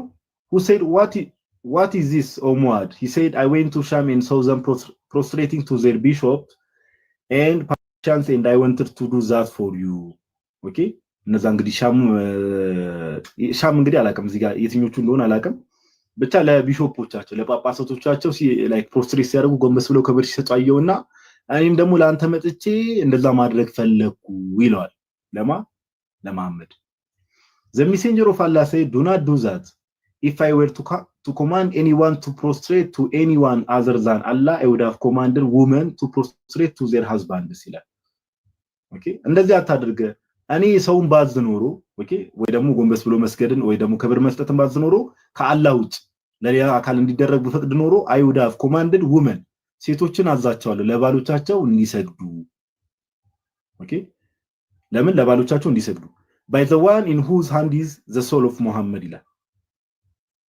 እዚህ ጋር እንዴት ነው የጻፈው? by the one in whose hand is the soul of Muhammad no woman can fulfill her duty towards Allah until she fulfills her duty towards her husband ይላል። ኦኬ በአላህ ዘንድ ያለባትን ሪስፖንሲቢሊቲ ወይ ደግሞ ግዴታ የትኛውም ሴት ልታሟላ አትችልም።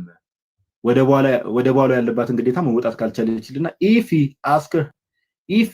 if he asks her for intimacy even if she is on her camel saddle she should not refuse ይላል።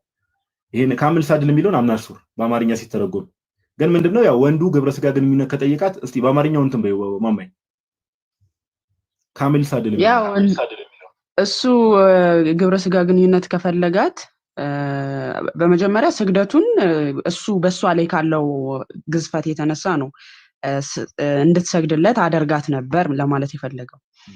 ነገር ግን እሱ ለግንኙነት ከፈለጋት ኢቭን ግመል ላይ ብትሆን እንኳን እንትናት ነው ግመል ላይ እንኳን ብትሆን የሱን ፍላጎት ማሟላት አለባት ነው። ግመል ላይ ብትሆን ግመል ላይ ሆነሽ እህታችን እሱ ግንኙነት ከፈለገ እዛው ግመሉ ላይ መፈጸም አለብሽ ነው የተባለው። የሙስሊም ሴት ኮሜንት እያደረግሽ ስለሆነ ታብታብ እያደረግሽ እንድታዳምጩ ስለፈለኩኝ እና ሰው ሐዲሱ እንደዛ ነው። ግመል ላይ ራስ አሁን አይ አኡዙ ቢላህ ያለ ሰውዬ አረማ ምንድነው የምታሰሚኝ? ጨርስላቸው ምናልባት ውሸት እንዳይመስላቸው። አይ እኔማ ጨረስኩት እኮ አንብቤ ጨረስኩ እኮ ማማ ያ ወገኖቻችን ግመል ላይም ብትሆኑ አንድ የሙስሊም ሴት እሱ ፍላጎት ካለው ማሟላት አለብሽ ነው። እህታችን አሁን ስትጽፊልን የነበርሽው ይሄ ነው የተባልሽው የእስልምና ህግ ማለት ነው። ማማ እንግሊዘኛ አትችልም አረብኛ አትችልም ምናምን እያለች ነበር እየጻፈች የነበረችው። እኔን ችግር የለም ተናገሪ፣ ግን ነብይሽ ይሄን ያውቅ ነበር ወይ? እኔ እንግሊዘኛ የኔ ቋንቋ አይደለም ለምሳሌ፣ አረብኛ የኔ ቋንቋ አይደለም ለምሳሌ። ማወቅ ጥሩ ነው፣ ግን ባላውቅ የኔ ቋንቋ አይደለም። ነብይሽ ግን የራሱን ቋንቋ ያውቃል። የራሱን ቋንቋ የማያውቅ ኡሚ የተባለ ነብይ ነው። ለምሳሌ በሱራ 7 157 መሰረት እኔም መልእክተኞቼ መሐይም ነን ያለ ነው። ኦኬ። ስለዚህ ነብዩ ኡሚ ሆኖ እንዴት ነው አንቺ ሰውን እንዲህ ብለሽ ልትናገሪ የምትችይው? አቺው እሱን ታዩና ግን ይሄው እስልምናሽ የሚያዝሽ እንግዲህ ኮርቻ ላይ ብትሆኚ የግመል ኮርቻ ላይ ብትሆኚ እንኳን የባልሽን ፍላጎት አሟይ ነው የሚልሽ። ይሄንን በነገራችን ላይ አይ አሁን በዚህ ዘመን እሺ ያኔ ግመል ከነበረ ስለዚህ በዚህ ዘመን ሳይክል ላይ ይቻላል ማለት ነው። አረጋዲ አይ አንድ ተመልስልኛል። ይሰማችኋል? ተሰማል ወንድማችን። አይ ያኔ ግመል ነበር ነው። አሁን ግመል ስለሌለ ብዙ አዲስ አቆይ አንተ ተረጋጋ ለሐዲስ አንተ ራሱ ተረጋጋ። ማን ነው በሰው ይሁን ተረጋጋ? ምንድነው እኛ እኮ አዲስ ያለበት ያለ ነው ወንድማችን። ችግር የለም ሮኪ ቆይ አትንጫጩ ቀስ በቀስ እናወራለን። አለው አስበላ ያራዳልች።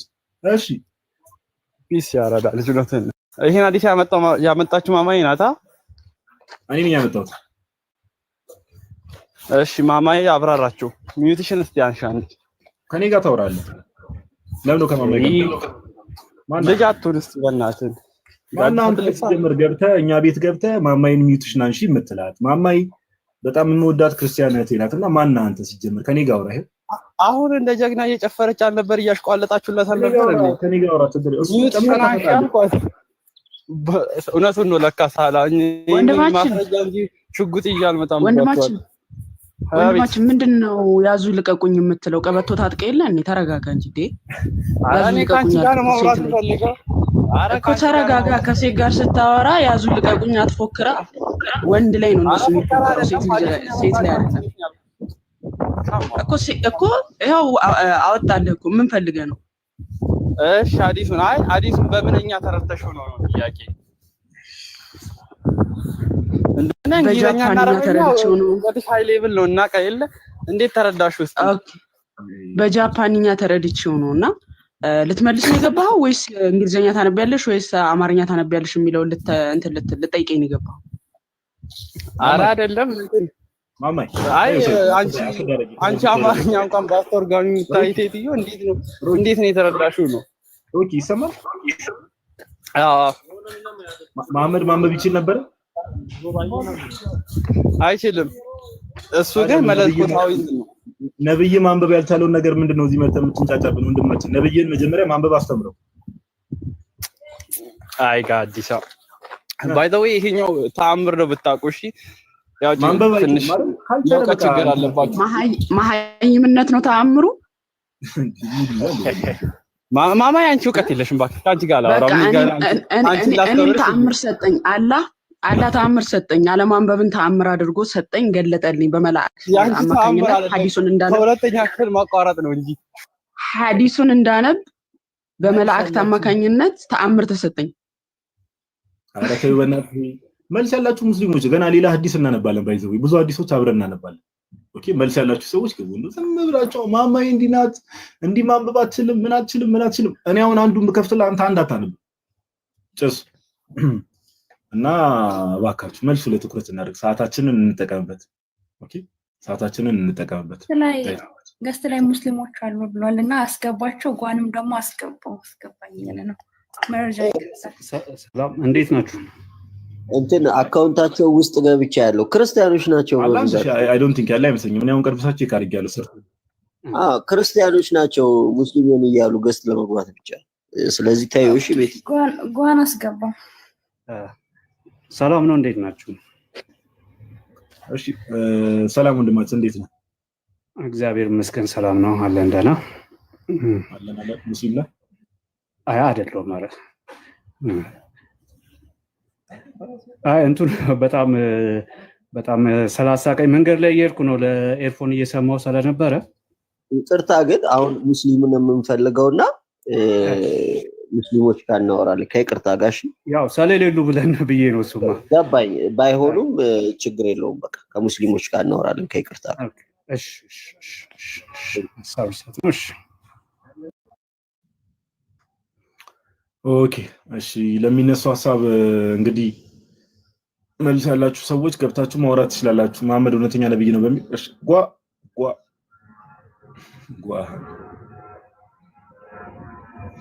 እንኳን ደህና መጣ። ቤት ያላችሁ ሰላም ብያለሁ። ጋድ እንዴት አለ? እንዴት ነህ? አማን ነው? ይመስገን አለን። እሺ በቃ እስቲ ሌሎች የምናነባቸው እንደዚህ አዲሳት ካሉ እያነበብን እንቀጥል። ያው እየተነበበ ሲመጣ ራሳቸው እንትን እያሉ ይመጣሉ ይመስለኛል። ነገሩ እንደዛ ነው መሰለኝ ኢፌክቱ።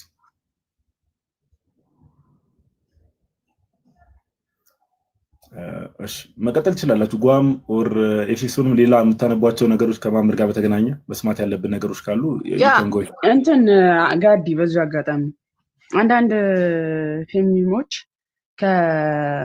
የሆነ ክርስትናን የሚያነሱት ጥያቄ አለ። ለምሳሌ ክርስትና ላይ ሳይሆን የሴት ልጅ ጥቃት ላይ ማለት ነው። ምሳሌ ማንሳታቸው ምናምን አሪፍ ሆኖ ግን ይሄ ክርስትናው ላይ ብቻ ያውጠነጠነ ሐሳብ ሲያነሱ እንመለከታለን። ምንድነው አንድ ሴት ልጅ በትዳር ውስጥ ሆና ወንድ ልጅ ሳትፈልግ ቢገናኛት እንደደፈራት ነው ብለዋል። እና ይህን ነገር ለምንድን ነው እስልምናው ላይ ያልዳሰሱት? እምቢ ካለች መላኢካ ይረግማታል የሚለውን አስተምሮ እንዴት አይተውት ነው? እሱ ከፈለገ ግመል ላይ እንኳን ብትሆን የግመል ኮርቻ ላይ ብትሆን እንኳን የእሱን ፍላጎት ታሟላ የሚለውን ነገር እንዴት አይተውት ነው? ቆይ የምሬ ነው ማለት እስልምናውን ስለፈሩት ነው መዳሰስ የማይፈልጉት ወይስ ምንድን ነው? ያው አንዳንዴ ከእንትን አንጻር ነው። ያው ክርስትናው እኮ ባይዘው ያው የክርስቶስ ኢየሱስ ሰዎች የክርስቶስ ኢየሱስ ተከታይ ሲሆኑ ብዙ ጊዜ እንደምታዩ ክርስትናው ቅድም እንዳልሽው ነው። አሁን ቅድም ማነው ወሂድ አለ አይደል ሲቀጥፍ እንደነበረው ጣቱን ቆርጠው አሁን ኡጋንዳ ነው ያለው ምናምን እያለ እንደሚቀባጥረው ውሸት ክርስቲያኑ እንደዛ አይደለም። ላይክ አሁን እንደው ሚዲያው ላይ ምናምን ንቅናቄዎች አሉ እንዴት ክርስትናን በዚህ ደረጃ ምናምን የሚሉ ሰዎች ጋር ንቅናቄዎች አሉ እንጂ ሰው ክርስትና አታክ ቢደረግ ምን ቢደረግ ምናምን ነገር ክርስትናው ያው ከስር መሰረቱ ፕሪንሲፕሉ ራሱ አለ አይደል እምነትን ረጋ ባለ መልኩ ዲፌንድ የማድረግ ነገር ነው እንጂ በአመጽ ዲፌንድ የማድረግ ነገር ክርስትናው ጋር የለም እንደምናውቀው። ከዛ የተነሳ አንዳንዴ መናናቅም የሚያመጣው ችግር መሰለኝ እንጂ ሁለተኛ ደግሞ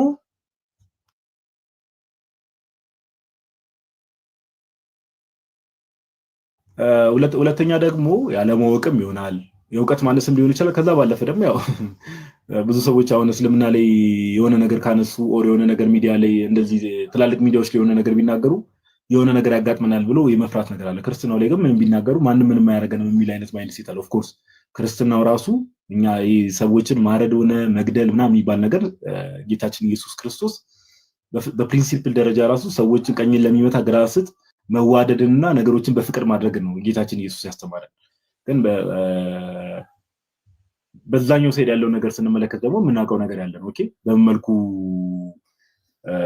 ሰዎችን አታክ እንደሚያደርጉ ያለውን ፋክት እናውቃለን። ከዛ አንፃርም ከዛ ባለፈ ከእውቀት ማነስም ሊሆን ይችላል። አሁን ሜቢ ራሳቸውን ፌሚኒስት ነን ብለው ዋሽ የሚያደርጉ ሰዎች እስልምናው ላይ ያለውን እንደዚህ ዲቴል ትምህርት እውቀት አላቸው የሚለው ነገር እኔ አምናሹ አላቸው ብዬ አላስብም።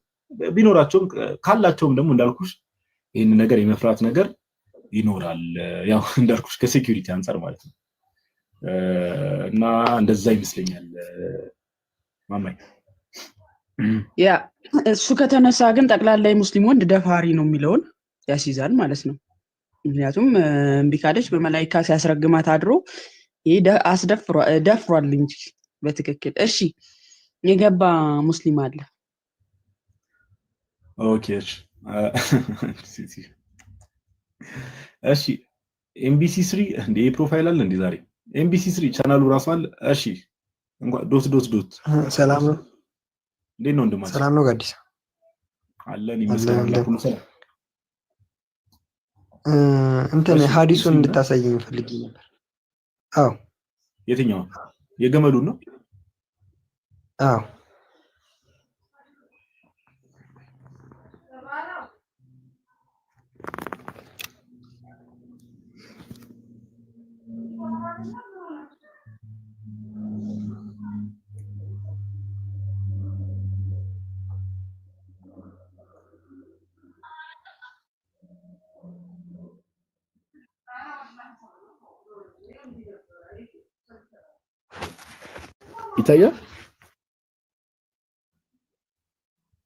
ይታያል ወንድማችን?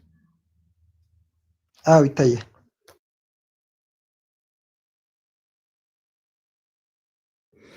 ምኑ ነው? ይሄው ሱናን ኢብኑ ማጃ 1853 ከላይ ጀምሮ ቀደም ስናነብ የነበረው ከዚህ ጀምሮ ያለው ማለት ነው። ይሄ ቀደም መጨረሻ ላይ ገመል ምናምን የተባለው እዚህ ላይ ነው። ይሄው no woman can fulfill her duty towards Allah until she fulfills her duty towards her husband ካለ በኋላ if he asks her for intimacy ማለት ያው ሴክሹዋል ኢንተርኮርስ ነው። even if she is on her camel saddle she should not refuse ገመል ላይ ብትሆን ራሱ እምቢ ልትል አይገባትም። ወንድ ልጅ ሴክሹዋል ኢንተርኮርስ ወይ ደግሞ ግብረ ስጋ ግንኙነት ላይ ከፈለገ ወር ከጠየቃት እያለ ይናገራል። ያው ሱናን ኢብኑ ማጃ 1853። እሺ ግን ባለቤቷ መሆን አለበት አይደል? አዎ እሱማ ባለው ሀዝባንድ ይላል እኮ። ግን እንደው እሺ እኔ በዚህ አንፃር ላይ ባል ሚስቱን እንደው ገመል ላይ እንዴት ነው ይሄን ሐሳቡን ራሱ እንዳሳብ ተቀበለዋል? እንደው አሁን አንተ አገብታል? አይ አላገባውም። ግን እንደው ሎጂካል ሰው ሆነ ስታስበው ይሄ ንግግርም ሆነ አበላል ሴት ልጅ የሚጨቁ ነው ብላ ታስብ ብዬ አላስብም። ስለዚህ ሴት ልጅ ገመል ላይም ሆና የትም ቦታ ሆና ባል ከፈለገ እሺ ማለት አለባት ነው ሐሳብ አንተ ማለት እዛው ላይ አሁን ለምሳሌ ገመል ላይ መሆን ግዴታው አይደለም አይደለ? ምን አልከኝ ወንድማችን? ገመል ላይ መሆኑ ግዴታ አይደለም አይደል? እኔ ጋር ብቻ ነው የተቋረጠው ጋይስ? ነው ትሰማለህ ጋዲ?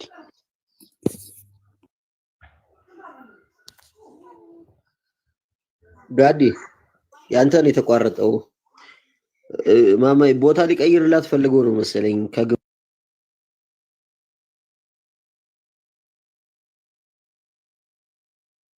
ፍላጎቱ ካለው የሱን ፍላጎት ታሟላ ነው። አንተ ለምሳሌ እንደ በሞራል እንኳን አንድ ሴት ልጅ ግመል ላይ ሆና የወንዱን ፍላጎት ለማሟላት በዛ ላይ ግንኙነት እንዲያደርጋት መፍቀዱ የሴት ልጅ ጭቆናን በራሱ አያሳይም ወይ? የሷን ያለችበትን ሁኔታ ራሱ የማይረዳ ወንዱ ብቻ ስሜቱ እንትን ካለ የሱን ስሜት ብቻ ማረጋጋት እንዳለባት እንጂ ስለሷ ስሜት ምንም እንደማይጨነቅ ነው የሚያመለክተውና ይሄ ትክክል ነው ብለህ ታስባለህ? በነገራችን ላይ ግመል ላይ ብቻ አይደለም ጃሚዓ ተርሚዚያ 1160 ላይ ሊጥ እያቀጠነች ከሆነ ሊጧን ትታ ወደሱ ትሄድ እሱ ፍላጎት ካለው ነው ያለው መሐመድ። ምድጃ ውስጥ ካለች ራሱ ምድጃዋን ትታ ቶሎ ብላ ወደሱ ትሄድ ነው እየተባለ ያለውና ይሄ ነገር ትክክል ነው ወይ? ማለት እሷ ፍላጎት ሳይኖራት እሱ ስለፈለገ ብቻ ሊጥ ላይም ሊጥ እያቀጠነች ከሆነ ለምሳሌ ሳሂህ ሙስሊም 1403 ማየት እኮ ነው። ሙሐመድ መንገድ ላይ ሲሄድ ሴት አየ ቶሎ ብሎ ወደ ሚስቱ ዘይነብ ነው የገባው። ሚስቱ ዘይነብ ቆዳ እየፋቀች ነበር፣ ስራ ላይ ነበር። ስራዋን አስቁሞ ነው እሱ የተገናኘው። ሙሐመድ ራሱ ያደረገው እኮ ነው። እና ይሄ ነገር ትክክል ነው ብለህ ታምናለህ ወይ? ማለት የእሷስ ስሜት እሷስ እንዴት ነው? ለሱ ብቻ ነው ወይ እንትኑ ጭንቀቱ አላ? እሺ በዚህ ላይ ያለኝን ጠይቄ እመጣለሁ እና እሺ በዚሁ አንጻር የሆነ ጥያቄ ነበረኝ ከመጽሐፍ ቅዱስ ላይ ልጠይቅ፣ በዚሁ በራሱ ከርዕስ አልወጣ። ኦኬ እና አታውቀውም እንዴ? ርዕሱ ላይ እኮ አልጠየቃችሁትም እኮ ርዕሱ መሐመድ ነብይነት ዙሪያ ላይ ያው ጠይቁት። በርዕሱ ታወራለህ ወንድማችን። እኔ እንኳን እውቀት የለኝም ብዙም፣ ለዛ እዚህኛው ላይ ልጠይቅና ልውጣ። ስለ ነብዩ እውነተኛ ነብይነት የምታውቀው ነገር የለም? እውቀት የለኝም ብዙ ነው። ኦኬ እሺ እንግዲህ ጠይቅሽ። መጽሐፍ ቅዱስ ላይ እንትን ያልታጨችን እና ደግሞ ያልታጨችን ምናምን የሚለው ይሄ እንትኑ አንቀጹን ረስቼዋለሁ እና እሷን ሴት አግኝቶ ቢገናኛት ለአባቷ 50 ብር ሰቅል ይስጥና ልጅቷን ያግባት የሚለው እንዴት ነው የሚታየው? እሱ ቢደፍራት ማለት አስገድዶ ቢደፍራት እና ለአባቷ የብር ሰቅል ሰጥቶ 50 ብር ሰቅል ሰጥቷት ያግባት የሚለው እንዴት ነው የሚታየው? እሱ በመጀመሪያ ቁጥር 26 ላይ ካየ የታጨች ልጃገረድ በመንገድ ላይ ብትሄድና አስገድዶ ቢደፍራት እሷም ጮሃ ሰው ባይደርስላት እርሱም ግደሉት፣ እሷን ግን እንዳትገሉ ብሏል። ምክንያቱም ፍላጎቷ ስላልሆነ ጮሃ ሰው አልደረሰላትም። ነገር ግን እሱም ብቻ ግደሉት፣ ምክንያቱም እሷን ለመግደል የሚያበቃ ኃጢአት የለባትም እና ይላል። ለምን እሱ ላይ የታጨችዋን ነው። ቆይ ላሳይ ነው። ወደ 28 ልወርድ ነው አንዴ። ቁጥር 26 ጀምሮ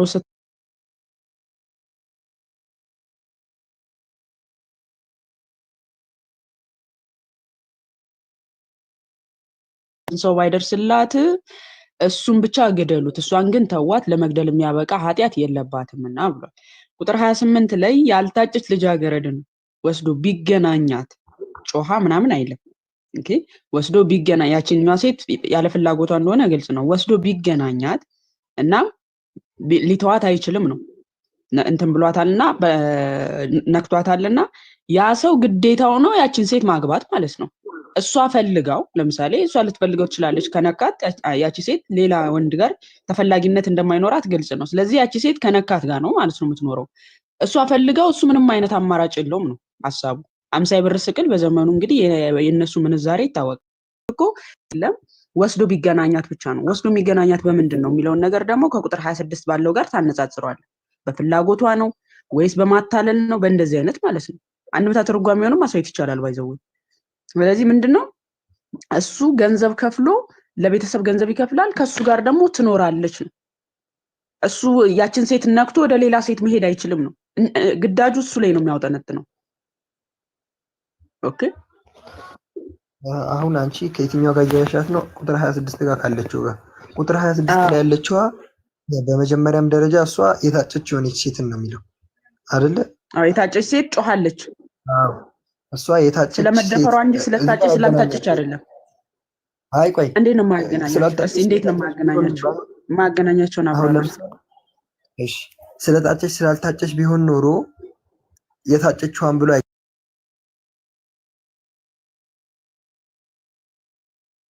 ሞከርባት። ግን ምን ብላለች? ጮሃለች የመጀመሪያዋ ሴት። ሁለተኛዋ ግን ጮኸች የሚል አታገኝም። ኦኬ ስለ ጮኸች ሰው ስላልደረሰላት ፍላጎቷ ስላልሆነ ማለት ነው። ፍላጎቷ ስላልሆነ ጮሃ ሰው ስላልደረሰላት እሷን ተውና እሱን ግደሉ ነው ያለው በሙሴ ሕግ መሰረት ማለት ነው። አሁን 28 ላይ ያለችው እሷን ፈቃደኛ ሆና ነው ማለት ነው እያልሽኝ ነው? የምትረዳው እሱ ነው። ምክንያቱም ምንድነው ጮሃ ሰው አልደረሰላትም ምናምን አይደለም የሚለው። እቺ ሴት ተደፈረች ወስዶ ቢገናኛት ነው ያለው። እዛኛው ላይ ግን አስገድዶ ቢደፍራት እሷም ጮሃ ሰው ባይደርስላት አላየ። የእሷ ፍላጎት ያልሆነን ነገር ነው እየነገረን ያለው። ከዛ እሷ ጮሃ ደግሞ ሰው አልደረሰላትም። ፍላጎቷ ስላልሆነ እሷን ትታችሁ እሱን ግደሉ ነው። እዚህኛው ጋር ስትመጣ ግን ወስዶ ቢገናኛት ወስዶ የሚገናኛት እንዴት ነው? እንደ ህጉ ከሆነ ደፋሪ እሱ ሊገደል ይገባዋል ነው የተባለው። ያው ቁጥር 26 ላይ እኮ ነገረክ፣ ከደፈራት ይገደል ተባለ።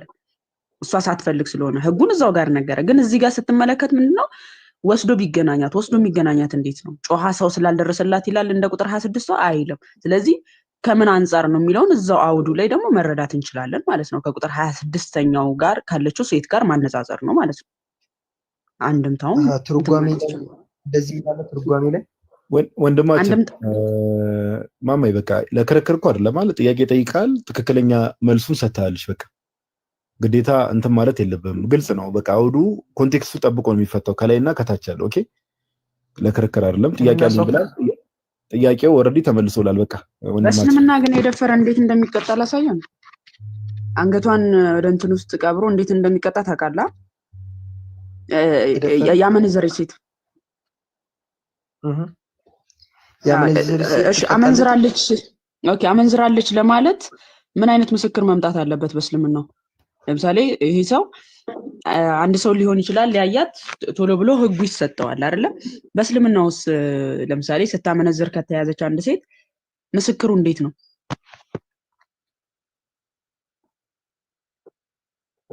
ሶስት ሰው ማየት አለበት። አራት ሰው ሶስት ሰው ነው አራት ሰው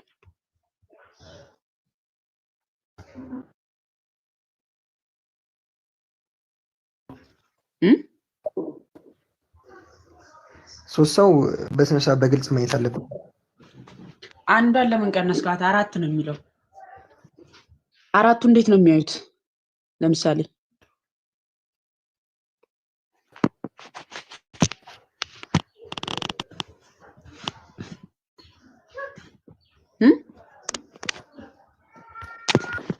እሺ አስፋኝ ጋዲ አንዴ እሺ አስፋኝ ጋዲ አይሰም እሺ አለክ ወንድማችን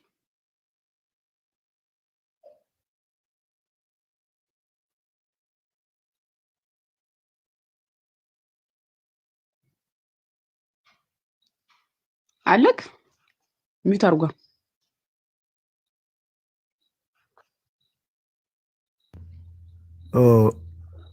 ወጣ መሰለኝ። ያው ቀጥይ አንቺ ሀሳቡን ይይዝበት።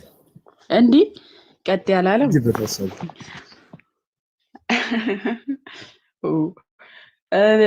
እንዲሁ ራሱን ላስነብበው ነበር። እንዲህ ብልግና ነው በጌታ ስም። አራቱ ምስክሮች እንዴት ነው መቅረብ ያለባቸው ምናምን ምናምን ነው የሚለውና ጦሽ ነው የምትሉት። በቃ ጦሽ። አሁን የከፈቱት ማቴሪያል ነው። ታነበዋለህ ወንድማችን?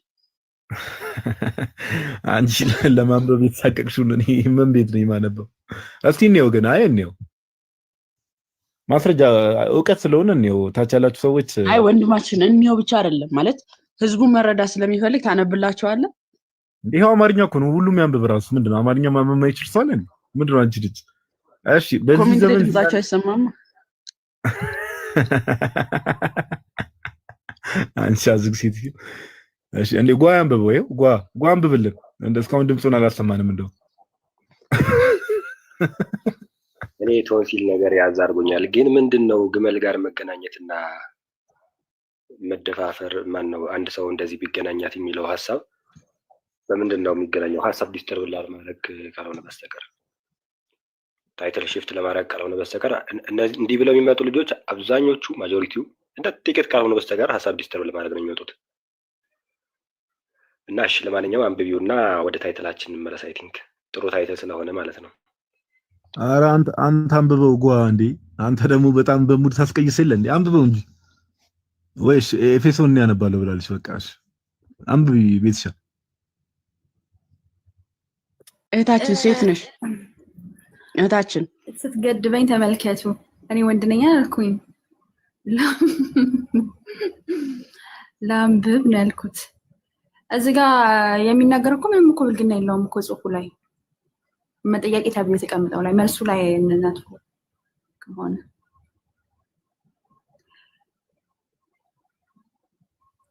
የቱ ጋር ነው ብልግና የተጻፈው? ፈራሽ አንቺ በቃ ሰዎች አራት ምስክርነት ቆይ በቃ ታንብቡ ማማይ ችግር የለውም አንብቢው ቤትሻ እንስማኛ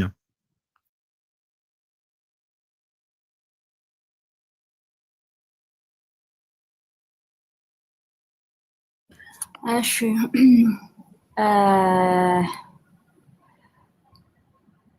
የምስክሮቹ ምስክርነት የሚል ነው እዚህ ጋር አንደኛው አይደል አንደኛው ፓርት ላይ ሁለተኛ ደግሞ በሚመለከተው አካል መቀበል ባልና እስቲ ቀላልኩ ባለቤትን በሌሊት ሴትን እርግዝናን ሁለተኛ ደግሞ ምንድነው አራተኛ ደግሞ ባልዮ ላይ ሲመጣሽ ይመስለኝ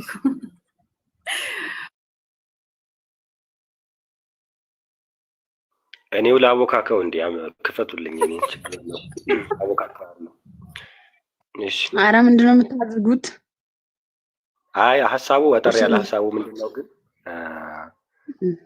ኖርማሊ ይሄ አራት የተባለው ለወንዶች ሲሆን ነው ሴቶች ሲሆን ደግሞ 8 ነው መሆን ያለባቸው 8ቱም እንዲህ እንትን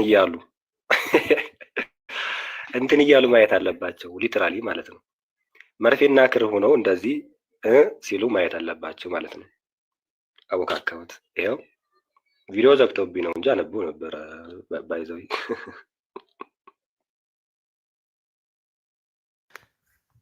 ኦኬ አነቡ ነበር ግን ክርና መርፌ ሲባል እኔ አልገባኝም ምንድነው ክርና መርፌ መርፌው ባለይ መርፌዋ ሚስት ናት መሰለኝ መርፌዋ ሚስት ናት ወንድየው ክር ይሆናል እንደዛ ነው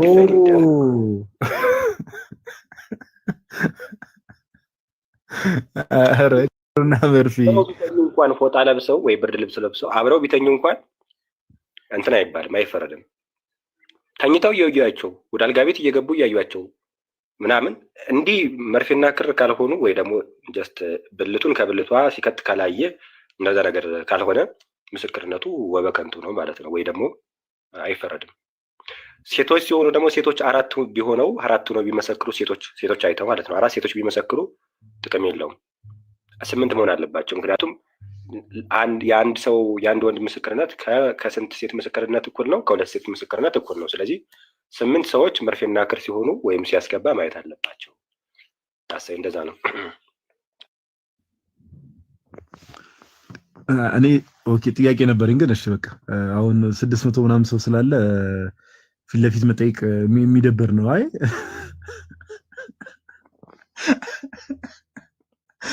እንዴ ምስክሮቹ ራሱ እኮ እንዴት ነው ሌላ ሙድ ውስጥ እንዳይገቡ ፈራንላቸው እኮ እግዚአብሔር ይጠብቃቸው እሺ አስበው ጋዲ እንዴ ለምሳሌ ሶስቱ ቀጥታ አይተዋል ሶስቱ ማለት ነው ልክ እንደገቡ ፊት ለፊት አይተዋል በቃ ግጥምጥም ብለው ማለት ነው አንዱ ግን እንዳጋጣሚ ስልኩን እንደዚህ ሄሎ እያለ እንዲህ ስልክ እያወራ ምናምን ወይም ደግሞ ስልክ እየጎረጎረ ምናምን ቀና ሲል ግን ራቁታቸውን አያቸው እዛ አልጋ ላይ ምስክርነቱ ተቀባይነት የለውም ልክ እንደነሱ ፍጠጥ ብሎ ማየት ነበረበት ስለዚህ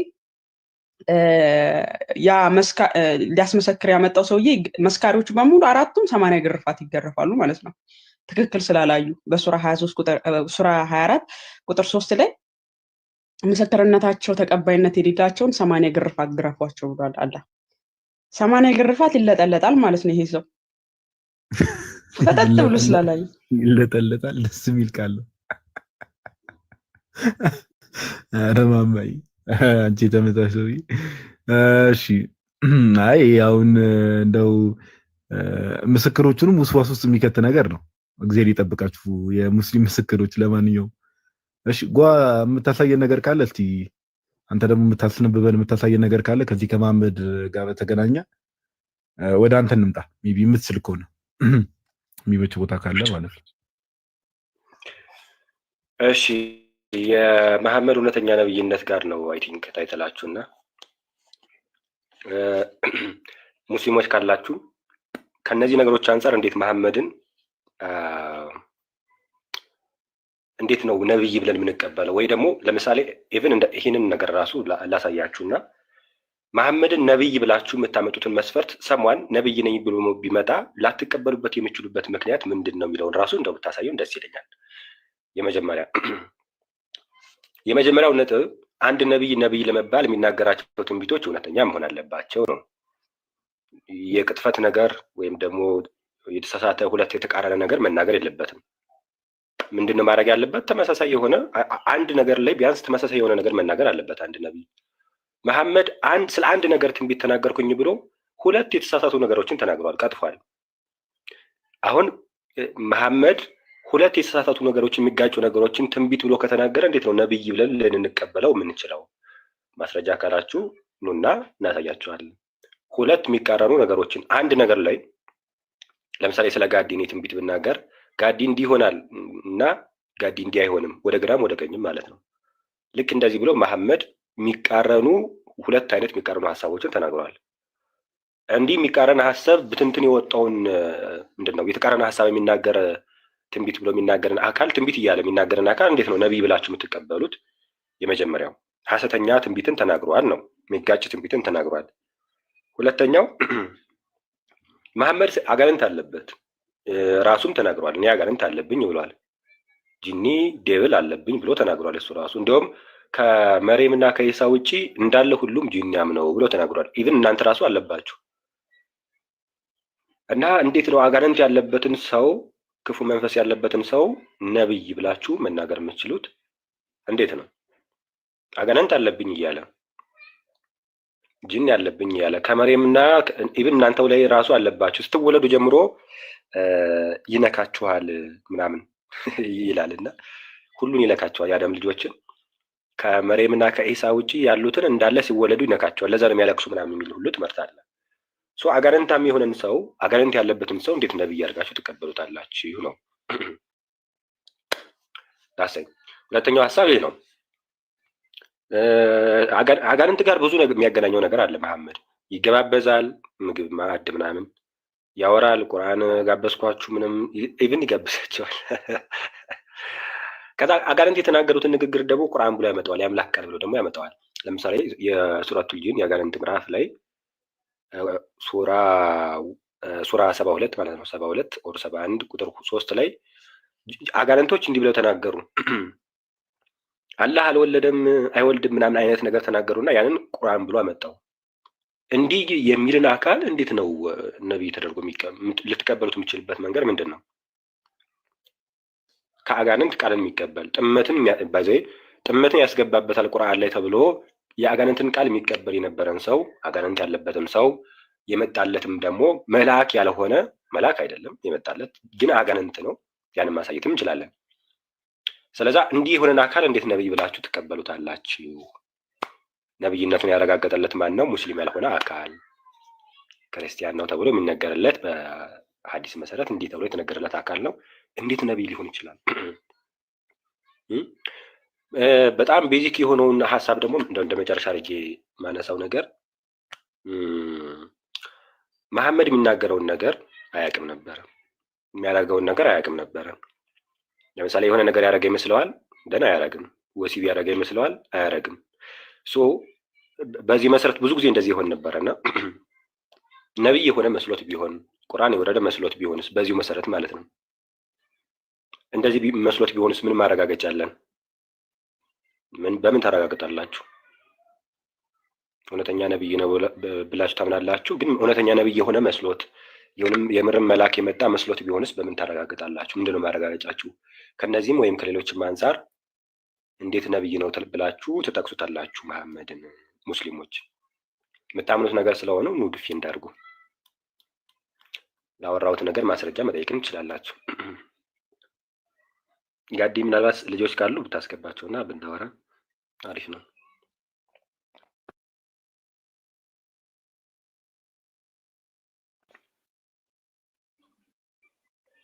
ሚዩት ነው እያወራ ከሆነ ሜቢ ጋዲ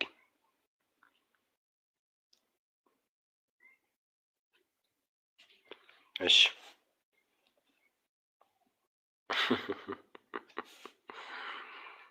የሆነ ነገር ላንሳላችሁ እስከደረስ የሆነ ነገር ላንሳላችሁ እና ከዛ እንሄዳለን። መሐመድን ነብይ ብለን ክርስቲያኖች የምንቀበልበት ለምሳሌ እኔ ፐርሰናሊ እንዲያውም ይህንን ነገር ልንገራችሁ። መሐመድን ነብይ የምታደርጉት ለምንድን ነው? ትንቢት ስለተናገረ ነው። ለምሳሌ እኔም ትንቢት እናገራለሁ ማለት እንዲህ እንደዛ የሚቃረን ሀሳብ መቼም መናገር አያቅተኝም። እኔ መሐመድ ላይ መሐመድን መለኪያ ነው የነብይነት መለኪያ አድርጋችሁ የምትመዝኑበት መንገድ እነዛ ነገሮች እኔ ላይ አታጡትም እያንዳንዱን ነገር እና ለምንድን ነው እኔን ራሱ እንትን ምንድን ነው እሱ ነብይ አድርጋችሁ ማትቀበሉኝ? ለምንድን ነው